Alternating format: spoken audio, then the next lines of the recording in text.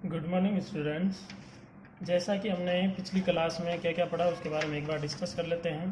पिछली क्लास में हमने एक तो पढ़ा था मेंडलवाद की पुनर्खोज किसने की, इसके लिए 3 साइंटिस्ट हैं। उसके बाद आनुवांशिक शब्दावली पढ़ रहे थे और आनुवांशिक शब्दावली हमने जीन, युग्म विकल्पी और समयुग्मजी और विषम युग्मजी की परिभाषाओं के बारे में पढ़ा था। अब 5th नंबर पर जो अगली परिभाषा आ रही है वो है, दो परिभाषा इसके साथ में जुड़ी हुई है, बिल्कुल अपोजिट है, इनको अच्छे से याद रखिएगा। लक्षण प्ररूप, लक्षण प्ररूप। तो देखिए यहाँ पर दो परिभाषाएं हैं, जैसे कि हमने अभी पढ़ी थी समयुग्मजी विषम युग्मजी। तो समयुग्मजी और विषम युग्मजी दोनों परिभाषाएं इंपॉर्टेंट है अंतर के हिसाब से।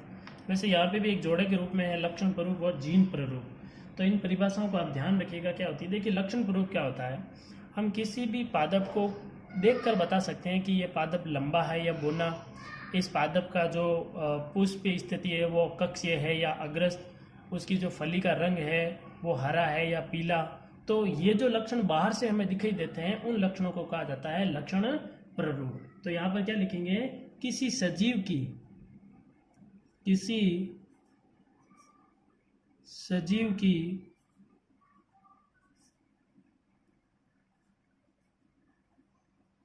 बाह्य प्रतीति, किसी सजीव की बाह्य प्रतीति, बाह्य प्रतीति मतलब बाहर से वो कैसा दिखता है, को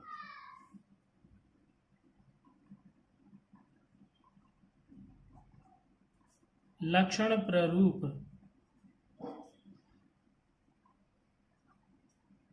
कहते हैं। ठीक है, ये बहुत इंपॉर्टेंट परिभाषा है, इनको याद रखिएगा। अभी जो हम अनुवांशिकता की ये मेंडल के नियम पढ़ेंगे उन नियमों में इनका बहुत ही ज़्यादा उपयोग है। जैसे मैं अगर बात करूं कि इसके लिए किसी सजीव की बाह्य प्रतीति हम मटर के पादप में कैसे देखेंगे, तो मटर के पादप में उदाहरण के तौर पर अगर देखें तो जैसे मैं पादप को दूर से ही देख के बता सकता हूँ ये पादप लंबा है, तो वही है कि पादप का यानी लंबापन या फिर बोनापन, यानी जो लक्षण हम बाहर से देखकर बता सकते हैं वही उनके क्या लक्षण हैं, वो उनके लक्षण प्ररूप होंगे। एक परिभाषा जो कि बहुत इंपॉर्टेंट है, इसको भी याद रखिएगा, जीन प्ररूप, जीन प्ररूप। अब जीन प्ररूप क्या है, जीन प्ररूप भी एक सजीव की संरचना ही है, लेकिन ये बाह्य प्रतीति नहीं है, ये सजीव की कैसी है, आंतरिक संरचना है। तो किसी सजीव की, किसी सजीव की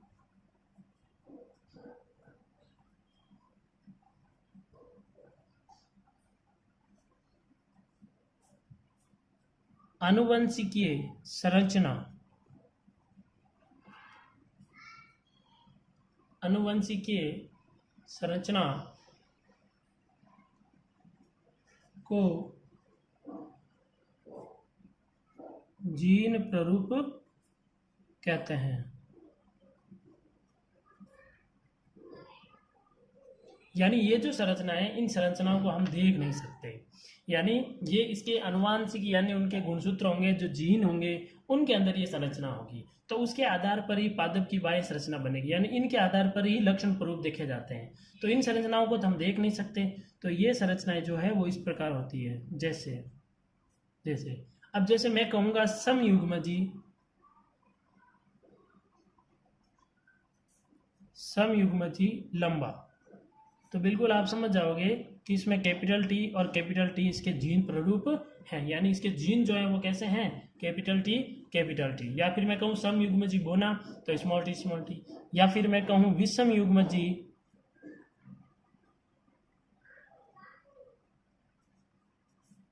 विषम युग्मजी, तो ये हो जाएगा कैपिटल टी स्मॉल टी, यानी विषम युग्मजी में क्या होगा, कैपिटल टी और स्मॉल टी। तो ये देखो ये इसकी आंतरिक संरचना है, इन संरचनाओं को हम अंदर से नहीं देख सकते कि वो समयुग्मजी है या विषम युग्मजी है। ठीक है, तो ये हो गया जीन प्ररूप। ये दोनों चीजें हमारे जो अपने नियम पढ़ेंगे आगे, बहुत इंपॉर्टेंट पार्ट है इस चैप्टर का, तो उन नियमों में आपको ये चीज ध्यान रखनी है। चलिए अगली परिभाषा लेते हैं, प्रभावी लक्षण।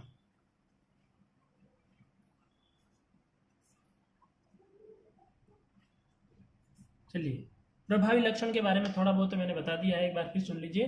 प्रभावी लक्षण कौन से होंगे? जो प्रथम पीढ़ी में अपने आप को अभिव्यक्त कर पाएंगे। जब दो पदों का संकरण कराएंगे तो प्रथम पीढ़ी में जो लक्षण प्रकट होंगे वो लक्षण क्या कहलाएंगे? प्रभावी लक्षण। ठीक है, चलिए तो क्या लिखेंगे? वह लक्षण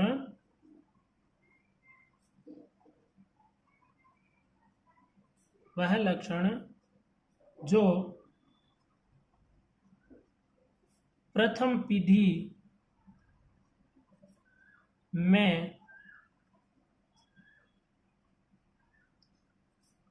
अपने आप को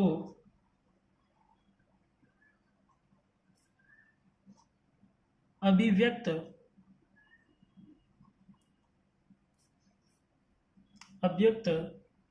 वह लक्षण जो प्रथम पीढ़ी में अपने आप को अभिव्यक्त कर पाते हैं, वो कैसे लक्षण होंगे? प्रभावी लक्षण होंगे। जो प्रथम पीढ़ी में जो लक्षण प्रकट होंगे तो वो लक्षण कैसे कहलाएंगे? प्रभावी लक्षण। अब यहां पर एक चीज और ध्यान रखिएगा, यहां पर जो प्रथम पीढ़ी होती है, प्रथम पीढ़ी, तो प्रथम पीढ़ी को हम आगे आने वाले टॉपिक के अंदर F1 पीढ़ी भी कहेंगे। ठीक है, प्रथम पीढ़ी F1 पीढ़ी, द्वितीय पीढ़ी F2 पीढ़ी होगी ना। जैसे हमारे दादा से हम क्या हैं? हम तीसरी पीढ़ी है। हमारे दादा से हमारे माता पिता क्या हैं? दूसरी पीढ़ी है, पहली पीढ़ी है, वो F1 पीढ़ी है, हम F2 पीढ़ी है। वैसे ही पादपों के अंदर दो पादपों का जब संकरण कराएंगे तो वो तो होगी जनक पीढ़ी। उनसे जो फल बनेंगे, बीज बनेंगे, उन बीजों को बोएंगे तो वो हो जाएगी उनकी संतति, तो वो हो जाएंगी उनकी F1 पीढ़ी। वो पादप बड़े होंगे, उनसे फली बनेगी, फली से बीज बोएंगे और फिर पादप बनेंगे, वो हो जाएगा F2 पीढ़ी। तो इन पीढ़ियों का अपन अध्ययन करेंगे। चलिए अगली परिभाषा आती है अप्रभावी लक्षण।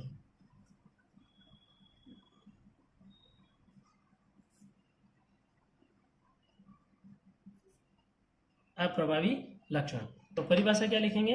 वह लक्षण जो प्रथम पीढ़ी में, वह लक्षण जो प्रथम पीढ़ी में अपने आप को अभिव्यक्त नहीं कर पाते, अभिव्यक्त नहीं कर पाते, उन्हें हम क्या कहेंगे? अप्रभावी लक्षण। जो लक्षण प्रथम पीढ़ी में प्रकट हो जाएंगे वो तो हो जाएंगे आपके प्रभावी लक्षण, और जो प्रकट नहीं हो पाएंगे वो कहलाएंगे अप्रभावी लक्षण। चलिए यहां तक कोई प्रॉब्लम नहीं है, तो चलिए आगे का पॉइंट लेते हैं, आगे की परिभाषा लेते हैं। चलिए आगे की परिभाषा में हम देखते हैं, हमारे पास एक और परिभाषा आ रही है, वो परिभाषा है एक संकर संकरण। ठीक है, ये 5th है, ये 6th परिभाषा, 7th, 8th और 9th है एक संकर संकरण, एक संकर संकरण। तो पहली बात तो एक संकर संकरण क्या है? तो एक संकर संकरण में क्या होता है, यदि मैं कोई दो पादपों का अध्ययन करना चाह रहा हूँ और दो पादपों का जब मैं अध्ययन कर रहा हूँ तो उन पादप में सिर्फ मैं यही देख रहा हूँ कि पादप जो आगे से आगे नए पादप बन रहे हैं वो लंबे होंगे या बोने, एक ही लक्षण को लेकर चल रहा हूँ। यानी मैं 3-4 पीढ़ियों का अध्ययन कर रहा हूँ किसी पादप के। दो पादपों का संकरण कराया, आपस में फली बनी, फली से बीज बने, बोए, फिर उनसे बीज वापस पौधे बने, पौधों से बीज बने, उनको वापस बोए। इस प्रकार मैं पीढ़ियों का अध्ययन कर रहा हूँ, एक ही चीज देख रहा हूँ कि पौधा लंबा है या बोना, ये एक लक्षण है। 7 लक्षण पढ़े थे हमने मटर के पादप के अंदर, उनमें से अगर एक लक्षण का अध्ययन कर रहे हैं तो वो हो जाएगा एक संकर संकरण। और यदि 2 लक्षणों का अध्ययन कर रहे हैं कि भाई मैं पादप में लंबा और बोनापन तो देख ही रहा हूँ, साथ में ये भी देख रहा हूँ कि बीज कैसा है, या फिर मैं ये भी देख रहा हूँ कि पुष्प कैसा है, या फिर पुष्प का रंग कैसा है, बीज का रंग कैसा है, यानी एक से ज्यादा लक्षण लेंगे हम तो हो जाएगा बहुसंकर संकरण। तो एक संकर संकरण किसे कहेंगे? एक संकर संकरण जिसमें एक ही लक्षण की, जिसमें एक ही लक्षण की वंशागति,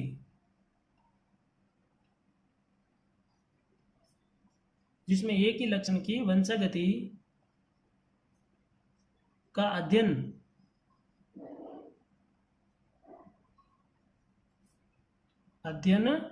किया जाता है। भाई एक ही लक्षण की बात करेंगे उन पादपों के अंदर तो वो क्या कहलाएगा? एक संकर संकरण। यदि एक से ज्यादा मैं लक्षणों की लेकर बात कर रहा हूँ या उस पर अध्ययन कर रहा हूँ तो वो हो जाएगा द्विसंकर संकरण। और मैं बहुत सारे लक्षणों को एक साथ बात करूंगा तो वो हो जाएगा बहुसंकर संकरण। और 2 लक्षणों के लिए द्विसंकर संकरण ए के लिए एक संकर संकरण, ठीक है। चलिए इसमें भी अपन पॉइंट लेंगे आगे। तो द्विसंकर संकरण और त्रिसंकर संकरण और बहुसंकर संकरण, इनकी मैं परिभाषा आपको नहीं लिखा रहा हूं। अब एक चीज और समझिएगा, यहाँ पर एक व्युत्क्रम संकरण क्या होता है। 10th नंबर पे अपन परिभाषा ले रहे हैं व्युत्क्रम संकरण। व्युत्क्रम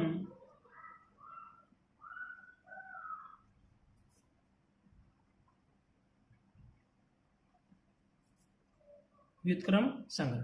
तो व्युत्क्रम संकरण क्या होगा, मैं इसको पहले आपको एक रफली फॉर्मेट में आपको ये समझा देता हूं कि व्युत्क्रम संकरण क्या होता है।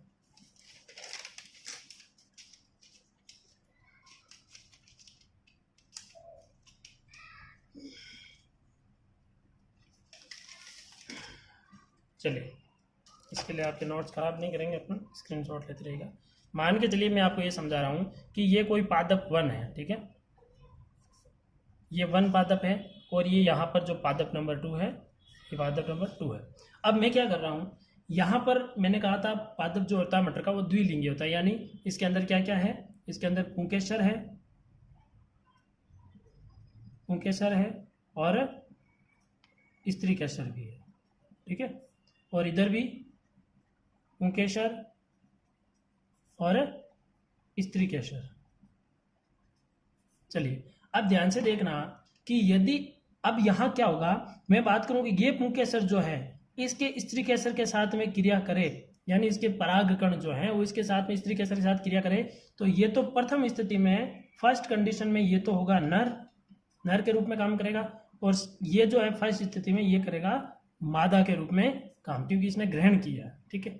अब मैं उल्टा कर देता हूं। अब मैंने क्या किया, मान के चलिए कि इसके पुंकेसर जो है वो इसके स्त्रीकेसर में प्रवेश करवा दिए, तो सेकंड कंडीशन में क्या होगा, ये हो जाएगा मादा और ये हो जाएगा नर। तो ये कैसा हो गया, देखो पहले ऐसे था संकरण, अब जस्ट उल्टा हो गया, तो इसलिए इस संकरण का नाम क्या पड़ गया, व्युत्क्रम संकरण, ठीक है। चलिए ये आपको समझ में आ गया होगा। अब इसकी परिभाषा लिखते हैं, व्युत्क्रम संकरण क्या होता है। तो देखो वह संकरण जिसमें एक पादप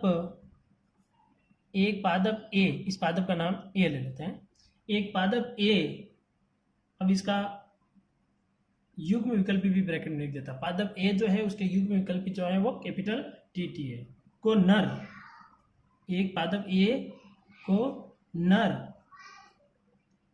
तथा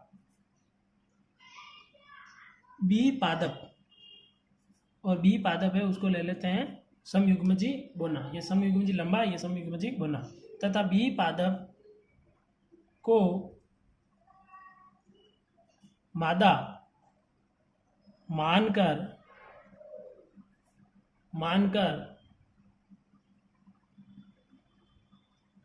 संकरण करवाते हैं, ठीक है। प्रथम स्थिति ये हो गई, ए को हमने नर मान लिया, बी को मादा मान लिया, और इनके मध्य क्या करवा दिया, संकरण करवा दिया। अब दूसरी स्थिति में क्या लेंगे,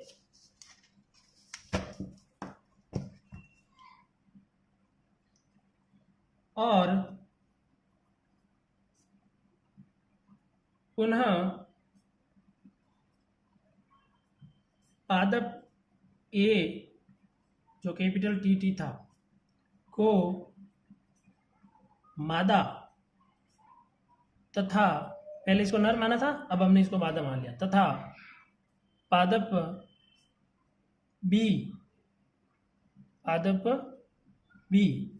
और बी पादप का युग्म क्या थे, स्मॉल टी को नर मानकर संकरण कराया जाता है, संकरण कराया जाता है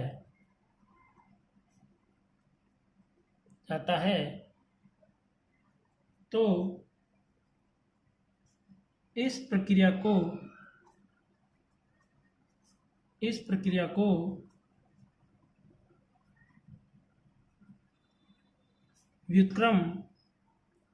व्युत्क्रम संकरण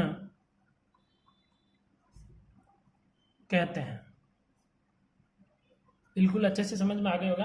पहले पादप ए था उसको नर मान लिया, पादप बी था उसको मादा मान लिया, फिर दूसरी बार उनका संकरण करवा दिया। दूसरी बार क्या किया, जो ए था उसको मादा मान लिया, बी को नर मान लिया और संकरण करा दिया। तो ऐसे संकरण को अपन क्या कहेंगे, व्युत्क्रम संकरण। तो ये इससे जुड़ी कुछ परिभाषाएं थी जो आपको ध्यान रखनी है। इसके अलावा एक परिभाषा आती है जनक पीढ़ी। तो जनक पीढ़ी क्या होता है, संतति पीढ़ी प्राप्त करने के लिए जिन दो पादपों का अपन संकरण कराएंगे तो वो क्या होगा, जनक पीढ़ी होगी। यानी हमारे लिए हमारे माता पिता क्या हैं, जनक पीढ़ी, और हम उनके लिए क्या हैं, संतति पीढ़ी। ठीक है, तो संतति प्राप्त करने के लिए जिन दो पादपों का आपस में संकरण कराया जाता है उन्हें क्या कहा जाता है, जनक पीढ़ी। तो जनक पीढ़ी की भी एक परिभाषा लिख लेते हैं। हमने कितनी परिभाषा लिख ली, 10 लिख ली है। आगे 11 नंबर पे लेते हैं।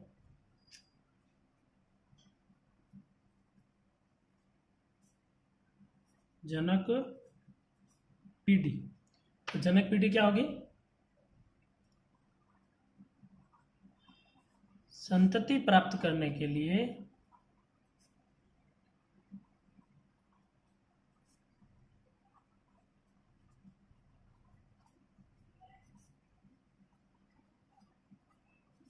जिन पादपों का संकरण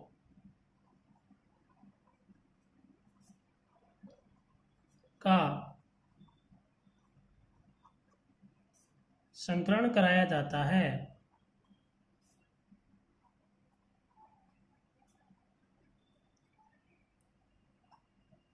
उन्हें जनक पीढ़ी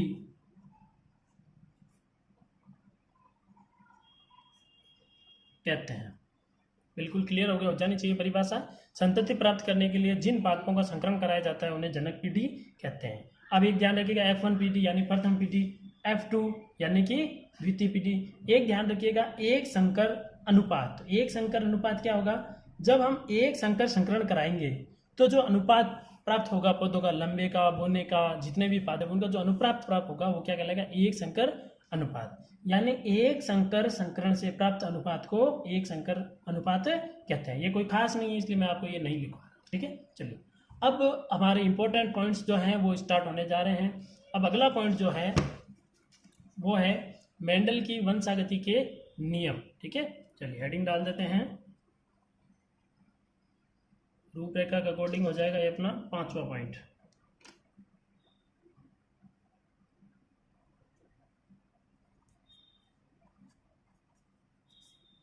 मेंडल के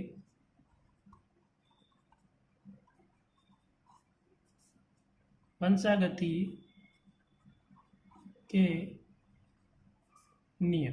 चलिए अब मेंडल की वंशागति के क्या नियम हैं, तो 3 नियम हमने रूपरेखा में लिखा था। ठीक है, तो मेंडल ने वंशागति के मुख्य रूप से कितने नियम दिए, 3 नियम दिए। ठीक है, इन्होंने मटर के पादपों पर जब संकरण किया था प्रयोग किए थे, और इन प्रयोगों के निष्कर्षों के आधार पर 3 महत्वपूर्ण नियमों का प्रतिपादन किया।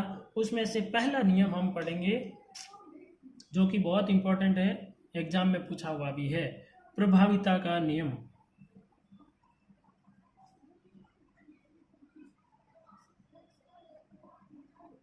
प्रभाविता का नियम। अब ये जो 3 नियम पढ़ेंगे वो एक तरीके से समझ लेना इस पाठ की आत्मा है, यानी बोर्ड में यही से क्वेश्चन बनने के 100% चांस है।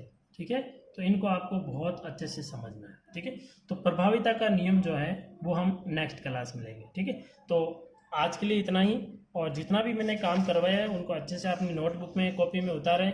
ठीक है, और उसके अलावा अच्छे से याद भी करें। और अगला टॉपिक जो हमारा रहेगा प्रभाविता का नियम, हम वो नेक्स्ट क्लास में लेंगे। तब तक के लिए जय हिंद, जय भारत।